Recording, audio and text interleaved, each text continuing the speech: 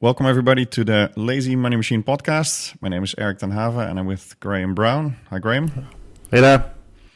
And in this podcast, we take articles or we look at interesting things on the internet and discuss them in the light of the work that we do. And our work is the Lazy Money Machine book and tribe, and possibly in the future other products that we're doing where we're teaching people to design their lifestyle and fund it with a passive income stream, in our case from property. But in this podcast, we're going a bit broader and we're looking at lots of other topics and lots of other angles to look at the things that we're doing and the things that we're learning. And today is an episode whereby we look at, listen to some audio again. And let me start the audio and we'll talk about it after that. Working hard is the cost of entry to anything. You know zero people that are successful that don't work their face off. Now, they may have money because mommy and daddy made money and gave it to them. But people that actually built their own success, you know zero people that have had success that did not put in obnoxious amounts of work. Okay, so this is Gary Vaynerchuck, Gary Vee. Very popular guy on the internet. Very self-conscious and self-aware about what he talks about. He owns a large marketing agency business in the US, but he has chosen to document his life. He has a show called the Gary Vee show, I think, or Daily V. And he records his whole life. He has cameras following him around all the time. This was an interview he did on Elvis Duran in the Morning Zoo, a New York radio station, New York radio morning show, I think. And he speaks about hard work. And he is known for being somebody that is, as he calls it, hustling, right? He's the guy that gets up at 5 in the morning and works until 11 at night, and he loves it. And what he says in this clip is that nobody you know that is successful has done it the easy way. Everybody that's successful has put in a lot of work. So what's your take on that, Graham? Yeah, Gary Vee's an interesting character. I mean, I came across him very early on when he was doing his wine thing, right? I don't know if you remember that. He used to do this program. His parents had like a wine retailer, and he famously took it online and started selling wine way back, in the early days of the internet, and that's how he made his money. Mm-hmm. He's got an interesting style, which is, I think, you either like it or you hate it. And what I really like about Gary Vee is the hustle. He's got that bit's right. But about the whole thing about the hard work, I think he's completely on the nail. He's got that completely right. Nobody gets anywhere without hard work, right? The thing about Gary Vee, though, is that, he started with $3 million in the bank, from his parents, right? So I get the hard work thing, but how hard is it to work when you've got that kind of safety net? I don't know. I'm not being fair on the guy, Eric. He's definitely super ambitious, I think. And, there's even something that he says about that. If there was a drug that could take some ambition out, I would take it. It is so extreme. It is all in. Yeah, that's so true. I think, but he is internally motivated. He's definitely not motivated by things. He speaks about that too. He's motivated by his mission, I think. And that's where he gets his inspiration. Yeah. But so how do you see that? So you're a fan of the hustle? Yeah, I think he's got that right. He's sort of his style's quite physical. It's very macho and aggressive. Right. I think, here's the interesting thing, Eric. I think, there's so many people out there, showing people how to make their lives better.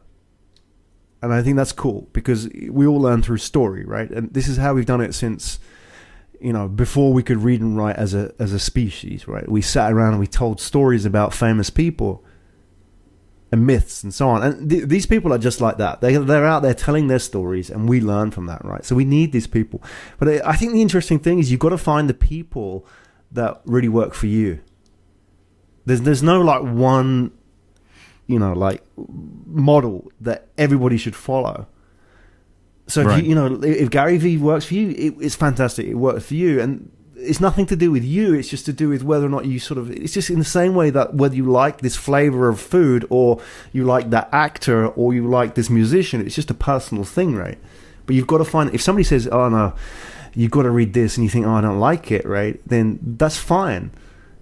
But you've got to find the one that works for you. Because like you and I, Eric, like we listen to different music, and we follow different people as well. I mean, we like people like Arnold Schwarzenegger and Tim Ferriss and that, but there's probably a lot of differences, right? In terms of I don't want to use the word gurus, but in terms of people that we follow, right? Right. Yeah, definitely. What I like about Gary Vee is the way that he basically he's basically teaching by showing. That's what he's big about, right? He wants to share his life to see how he does it. But he even says, people would be mad to adopt my lifestyle. I would not advise you to do so. That's interesting. Why does he say that? Because he says that if you do half of what I do, you'll still be successful. Right. So he says, I don't, how do you say that? I don't encourage anybody to do what I do, which is working really hard and hustling really hard, because it's an intense lifestyle. But if you do half or quarter of what I do, you're still going to be very successful. He's also quite pessimistic, though, about the impact he might have to others. Listen to this. But I promise you, you will not get there with your big idea. I promise you, sitting around and saying, oh, I had that idea for Uber before Uber did. Nobody gives a shit. I've got every idea that's going to be successful over the next 100 years. It's all about AI and VR and AR and augmented and all this. I'll give them to you all.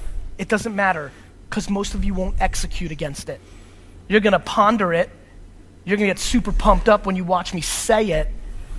And then 3 weeks later, you're going to give up because you're not willing to pay the price. Yeah, it's hard. It's so true, though, right? Especially, I mean, if you do any kind of work or you work in the tech startup scene, lots of stories like this, yeah? Yeah, exactly. I mean, I see it all the time. People have an idea and, oh, I don't want to show you my idea because you might steal it. Mm-hmm. And there's a book, actually, by Dan Norris called The 7-Day Startup, where he talks about the entrepreneur and the entrepreneur. Yeah. I think that's what we're talking about here. Is the entrepreneur goes out and executes, as Gary Vee says, right? But the entrepreneur, if you meet a guy at a networking event and he's talking, or guy or girl, right? At the networking event, he's talking about the idea. And at the next networking event, he's still talking about the idea. He's an entrepreneur, right? Yeah. Yeah, absolutely. And I think that's something that I would like to get across as well in our work, which is, don't overanalyze and overthink things too much. Something I think I've learned from you in this partnership is, the key is an execution, and it doesn't have to be perfect. If you're looking at this, if you link it back to the property business, I've started my property journey by just buying a thing, buying a building, and that's if I'm in front of a room teaching about property, I always say, buy one house. Doesn't matter which one. You're not going to lose the bank on it or your money on it, right? Just do something, because getting started and just creating is really the way to learn. And ideas are free, like you said. You can have the best idea in the world. If you don't go and make some moves to execute against it, they're worth nothing. Yeah. The first property you buy is never going to be the best one either, right? But you've broken that psychological barrier. That's right. The last clip I want to play summarizes that. I want you to pull over. I want you to look at that rear view mirror, right? That's what's called. Thank you. Yeah. I want you to look at it. You need to understand, if you look at it, it's your fault. Everything in life is on you. See, there you go. Mm. He kind of reminds me, in terms of his style, he's sort of a bit like Tony Robbins. He talks a little bit like him. I mean, I like Tony Robbins, and I've got a lot of respect for him. He doesn't do everything right. But he's sort of in between Tony Robbins and Dan Pena. Yeah. In terms of the style. I'm not a fan of Dan Pena. He sort of turns me off. And I don't know. Gary Vee, for me, it's 50-50. Half of what he said is so on, right? It's so spot on. But the other half, I don't know. It's his delivery I don't like. But again, that's not Gary Vee. That's my taste. Right.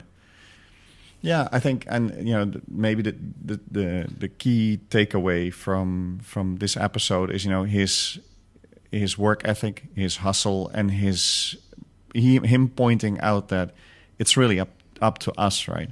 Don't blame the environment, don't blame the people around you. Don't blame outside factors. Look in the rearview mirror. I thought that was a strong statement of him to say, look, stop whining, stop complaining. Just look at yourself. What can you do to change? What can you do to improve? Or what can you do to realize, something you've always wanted to do? In the previous episode, we spoke about what David Bowie was saying, right? Step outside the comfort zone and do something you are passionate about. I think that's really important.